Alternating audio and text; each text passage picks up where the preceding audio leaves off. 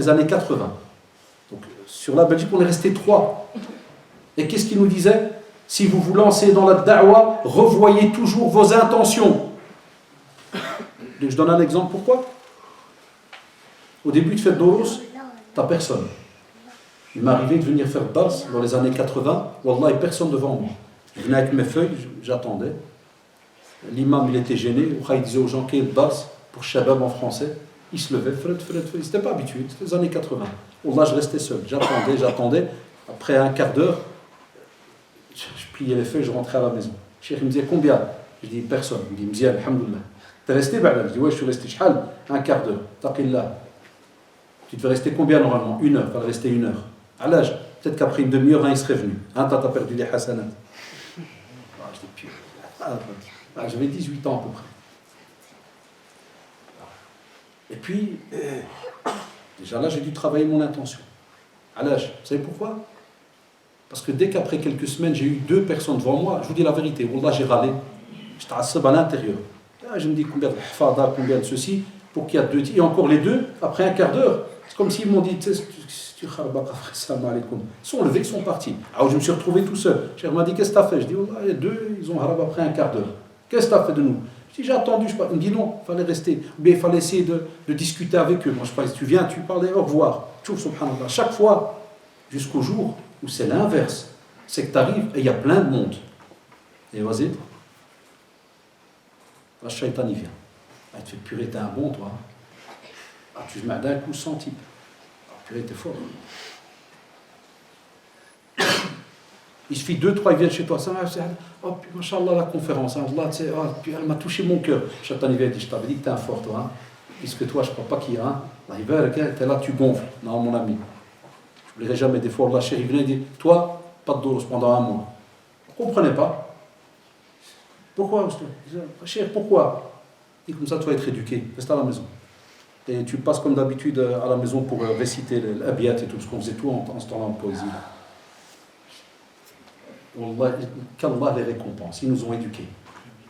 Wallah, à la différence des petits jeunes d'aujourd'hui qui parlent de la religion à gauche à droite, sans éducation, c'est là que tu vois la différence. Dès qu'ils ne sont pas d'accord, ça insulte, ça casse, ça fait. Là, ils nous ont éduqués pour nous dire, subhanallah, regarde, même si tu es dans la da'wa et tu es en train de faire quelque chose de noble, reste petit. Reste petit. Et c'est pour ça qu'on a remarqué que certains qui sont lancés dans la da'wa, à l'heure où je vous parle, ils sont inconnus. Tu ne les vois plus. Il y en a même qui ont arrêté complètement. Tout dépendra, wallah, que tu sois un enfant, ça dépend des parents que tu as. Que tu sois dans la da'wa, ça dépend du shirk que tu as, et ainsi de suite. Aussi, ils ont dit se maintenir devant Allah subhanahu wa ta'ala dans la vérité, la sincérité. Ils ont dit la fidélité au pacte, la shahada que je vous ai récité au début. Ils ont dit tu veux être quelqu'un. Même tout à l'heure dans Facebook, il y a quelques jours, quand je relisais, quelqu'un dit oui, est-ce que vous pouvez expliquer, dire comment est-ce qu'on va pouvoir donc rester ceci, cela. Ben écoutez, voilà, on te dit subhanallah, va relire. Qu'est-ce que la signification de la shahada? Il y a les jeunes. Ça, c'est des sujets qui sont des fois un peu lourds. Pourquoi lourds? Parce qu'entre guillemets, ce n'est pas des conférences qui font rire. Ce n'est pas des sujets des fois, entre guillemets, qui attirent, parce qu'il y a beaucoup de théories dedans. Mais cette théorie, c'est la meilleure des pratiques. C'est la meilleure des pratiques. Parce que si tu as une bonne base, oui, cette table, si, machallah, elle est bien tenue, et il y a des bons vis, tu peux la déposer ici 22 000 fois. Elle ne va pas bouger de là, mais si elle a été juste bricolée, elle ne tiendra pas longtemps. Et c'est la même chose, subhanallah, dans notre manière de pratiquer. Si jamais, quand tu comprends ta relation avec Allah, subhanahu wa ta'ala, comment elle doit être, avec le prophète Mohammed, sallallahu alayhi wa sallam, comment elle doit être, eh bien, en général, dans ta vie, wallahi, tu es heureux et tu sais où tu vas. Il y a un chemin bien tracé. Tu sais où tu vas. Parce que celui qui connaît Allah subhanahu wa ta'ala, il sait ce qu'Allah subhanahu wa ta'ala attend de lui. Mais celui qui ne le connaît pas, wallah, il vit comme un voyageur qui est perdu à gauche à droite. Chaque fois, il va aller. Dès qu'il y a une vague, elle le prend. La ilaha oula wa la ilaha oula. Ni tu le trouves avec un par là, ni avec tel groupe. Chaque fois, il change, il est à gauche à droite. Et on le voit ou pas des fois dans nos amis, certains autour de nous? On le voit. Et une fois, il prie pas. Une fois ceci, une fois cela. Une fois, tu le trouves pur et dur. Et Kadal, grande barbe, le roi t'écrit, puis 3 jours après, tu le retrouves en training, petite casquette. Allah, si là, celui-là. Aoudi rechange. Et là, on voit ça tout le temps. Il dit aussi, en faisant attention à nos paroles, Et tout ce qu'on dit. Eh, naam. Comme dit le prophète Sassim, s'il n'y avait pas, subhanallah, imaginez, l'ard alikum, de la langue, pour citer que elle, tout ce qui sort de cette bouche. Est-ce qu'on fait attention? Que ce soit les petits adultes, qui vous voulez, est-ce qu'on fait attention de ce qui sort de la bouche? Je le vois à l'école, hein, avec les jeunes. Chaque fois même quand ils s'appellent entre eux, ils s'insultent. Je vous l'avais déjà dit une fois, non? Yak? On en avait parlé une fois ici. Même quand ils s'appellent. Et des fois, le plus poli, c'est agro. Afou. Ça, c'est quand c'est poli. Wallah, quand j'entends ça, je dis, alhamdoulilah, qui lui a dit ça? Et pour rester poli, parce qu'on est dans une mosquée, je ne suis pas là pour vous apprendre à insulter, parce qu'il y a des petits. C'est quand mais les grands, ils vont me comprendre. C'est quand il appelle l'autre, il dit, ta maman vient. Vous avez compris, ta maman, eux, ils disent, vous avez compris les grands. Je le regarde, je dis, frère. Non, c'est mon cousin, à l'aise, monsieur. Je dis, c'est un arabe. De nouveau, je les prends, je me dis, tu frère, c'est un Allah. Je dis déjà, un, Allah subhanahu wa ta'ala, il t'entend. Deux, les anges, ils ont noté. Et trois, Allah, je reviens toujours avec eux par rapport à la droiture. Je dis, si ta langue, elle n'a pas appris à être droite et à dire ce qu'il faut dire, je dis, ton corps, il va se pourrir au fur et à mesure, parce que le premier membre que tu vas salir, le cœur. Et si le cœur, il est sale, qu'est-ce qui se passe? Le reste du corps est mauvais, comme on l'a vu dans la sunna.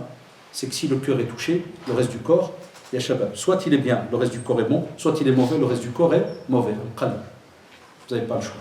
Aussi, en faisant attention à nos actions, c'est-à-dire faire le bien, s'écarter du blâmable, shabab, de nouveau. On dit, c'est vrai que pour vous, des fois, ça peut arriver, entre guillemets, c'est pas facile. Tu vas me dire, monsieur, nous, on habite dans le quartier ici, Maubeuge, il n'y a rien de spécial. Si, chez nous, à Bruxelles, combien de fois on a des quartiers simples, il y a des shabab, ils viennent, ils mettent des petites chasupes, vous savez les chasupes là, avec les jaunes, et ils impriment derrière, mosquée par exemple, un tel, et ils prennent des balais, et ils balaient la rue tout autour de la mosquée. Simple activité, balayer toute la rue. Des fois des non-musulmans, qu'est-ce que vous faites? C'est notre religion qui nous impose de respecter le voisin, puis la propreté chez nous. Puis on a même des textes qui nous disent que s'il y a quelque chose qui gêne par terre, on doit le ramasser. C'est peut que ça fait du mal à quelqu'un. Une des branches de la foi, comme vous le savez. On a plein de bonnes actions. Même si tu me dis, ouais, mais on habite ça un petit... Il y a toujours quelque chose à faire. Toujours. Dans la famille, et ainsi de suite, avec les amis. Aussi, il te dit, suivre le droit chemin. Mais, écoutez bien, pourquoi suivre le droit chemin? Parce que dans une des recherches que je faisais, il a dit, c'est mettre en pratique ce que tu répètes 17 fois par jour. Ça vous rappelle quoi les jeunes? Qu'est-ce que vous répétez 17 fois par jour? Et qui est en rapport avec Allah Dalik, Fatiha. Ihdina sirata al-mustaqim. Vous vous rappelez, hein? Il n'y a pas de zigzag, il n'y a rien. 17 fois par jour, on le répète. Mais est-ce qu'on le comprend? Deuxièmement, quand on le comprend, est-ce qu'on le ressent? Et quand on le ressent, est-ce qu'on le met en pratique? La roue, elle tourne. Et vous avez vu, tout à l'heure, vous l'avez fait. Et maintenant, de nouveau, la prière de la sha'aoud, et ihdina sirat al-mustaqim. Le cheikh, il va, l'imam, ihdina sirat al-mustaqim. Amin, tout le monde. Amin. Et je ne parle pas pour vous. Hein. Chez nous à Bruxelles, peut-être vous le faites ici, qu'Allah nous préserve. Par exemple, nous, il arrive que des fois d'aller à Bruxelles. C'est un peu partout dans le monde, je parle juste de l'endroit où je suis. Des fois, ça peut arriver, c'est des potes que je connais. Hein. Amin, puis il termine et tout, puis de l'entend, il fait vous faites pour la discothèque là de demain, c'est quelle heure de départ? Tu vois, je rigole avec je le regarde, je fais ça, mais toi, il me fait Dash, tu parles sérieux? Je dis, il y a 2 secondes, tu cries Amin. Amin, pourquoi tu l'as fait? Je dis, tu as compris ce qu'il racontait au moins l'imam, ce qu'il lisait là? Alhamdoulilah, des potes, je sais qu'ils ont un petit bagage, mais voilà, Qaddarallah Sari, Allah yadina jami'an, qu'Allah nous dit. Alors ils sont gênés, ouais, mais. C'est bien, toujours c'est bien. À chaque fois je rigole avec eux, je dis non, c'est pas bien. Toujours c'est bien. Quel c'est bien? Ça, vous allez sortir, vous allez faire les fous. C'est pas normal, frère. Alors on essaie de discuter. Là, on te dit, tu parles justement, et tu dis, on veut suivre le droit chemin, mets-le en pratique. Parce que c'est une hujja contre toi, c'est une preuve contre toi le jour du jugement dernier. Tu le répètes 17 fois par jour. Depuis que tu pries la prière de Subh, l'Asr, le Maghrib, l'Isha, rajoute les nawafil que tu fais des fois. Aussi avec la droiture du cœur.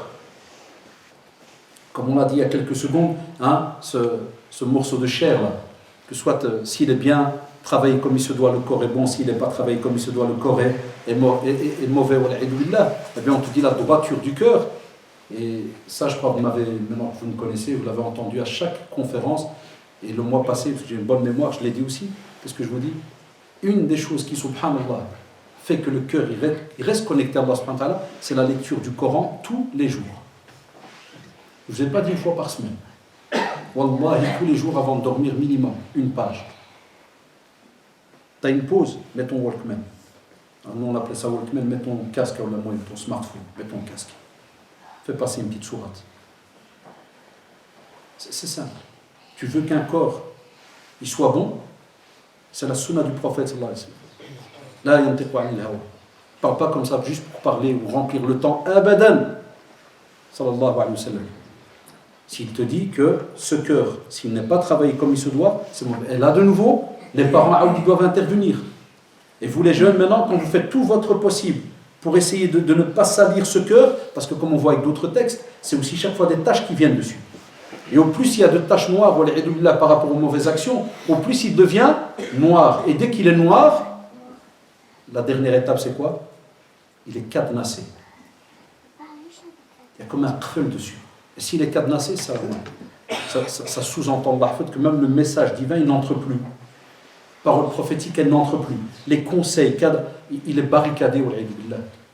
Il faut tout un travail pour de nouveau le renettoyer. C'est pour ça qu'on nous demande dans la sunna, dès qu'on fait une mauvaise action. Vous vous rappelez, il y a 2-3 mois, c'était notre conférence. Bonne action, c'est l'utopie. Mais si tu as fait une mauvaise action, qu'est-ce qu'on te dit? Fais-la suivre par une bonne, elle va nettoyer, alhamdoulilah, cette mauvaise. Alors, par rapport à la jeunesse, il y a beaucoup de choses à dire, mais par rapport à la jeunesse, pourquoi est-ce que je vous demande de fournir un effort? Vous vous rappelez sûrement, parce que depuis les années où je viens ici, on a d'office dû parler de ce hadith authentique, et authentifié aussi par Cheikh Al-Albani, qu'il n'y a pas en général un musulman aujourd'hui qui ne l'a pas entendu un jour ou l'autre quelque part. Où le prophète sallallahu alayhi wa sallam, rappelez-vous lorsqu'il a dit La tazula qadama abdin yawm al-qiyamah hatta yus'al an arba. C'est-à-dire nos pieds, les pieds du serviteur ne quitteront pas la terre du rassemblement le jour du jugement dernier jusqu'à ce qu'il réponde à 4 questions. J'ai toujours, depuis des années, quasi 30 ans de da'wah, j'ai toujours expliqué à nos jeunes en leur disant regardez la justice d'Allah subhanahu wa ta'ala. Allah, il est juste. Allah subhanahu wa ta'ala, il a partagé votre vie en 2 parties. Il a dit an shababihi. D'abord le hayat et puis shababiyya subhanallah. La vie complète, c'est le hayat. Dedans, il y a tous les stades de ta vie. Lakin comme Allah subhanahu wa ta'ala est très très juste, il a enlevé un stade et il a laissé seul ta jeunesse. Subhanallah. Parce que dans ta jeunesse, et on pourrait, rien que ce que je dis là maintenant, on pourrait même retourner la situation. Vous allez comprendre pourquoi. C'est là que vous allez voir rahma d'Allah subhanahu wa ta'ala. Quand on nous faisait les explications de hadith avec nos meshaykhs Allah, des fois ils nous donnaient des hikam, des sagesses, ils disaient regardez, quand on dit la jeunesse et subhanallah justement ta vie, comment tu as passé ta vie. Ils ont dit, c'est une rahma d'Allah subhanahu wa ta'ala, pourquoi? Parce que la personne qui est âgée, imaginez un de nos pères ici par exemple qui aurait 80 ans, ou 70 ans, 70 ans, il m'entend. Il pourrait se dire, d'abord regarde, moi j'ai un certain âge, il y a plein de choses que je ne sais plus faire. On te dit subhanallah, Allah subhanahu wa ta'ala n'a pas oublié que quand tu étais jeune et qu'il y avait moyen de partir sur n'importe quelle direction, toi tu t'es forcé. Toi tu t'es forcé. Certains d'entre vous ici, des fois on leur propose quelque chose qui est haram. Et subhanallah, ils ont peur d'Allah, ils se retiennent. Parce que la jeunesse, c'est un moment très très compliqué. C'est un stade compliqué où vous ne pouvez pas imaginer. Il n'y a que ceux qui sont jeunes qui savent ce que c'est. Les tout petits, pas encore. Et ceux qui sont âgés, eux d'office, ils savent. Ils sont passés par là d'office. C'est un moment très très difficile. Il y a dedans la puberté, changement corporel, psychologique, ruina. C'est pour ça que nos mashaykhs, pour rigoler, en arabe on disait sin al-murahaqa, eux ils disaient sin del-mharqin. Ça veut dire le cerveau il est mrouwen. Le gars il ne sait même pas où mettre la tête.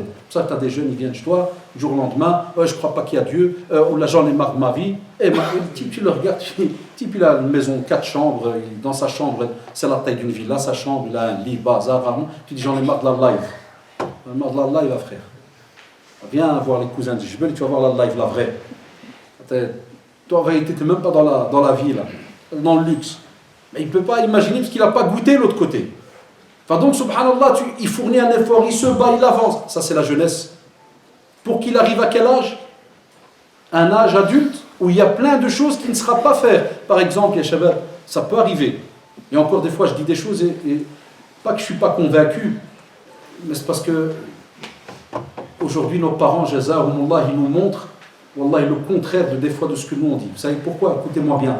Avant, on disait comme exemple que le jeune, il est tellement fort qu'il fait qiyam al-layl, il se lève la nuit, il fait des rak'at, et puis après il va à l'école, bien il va au travail.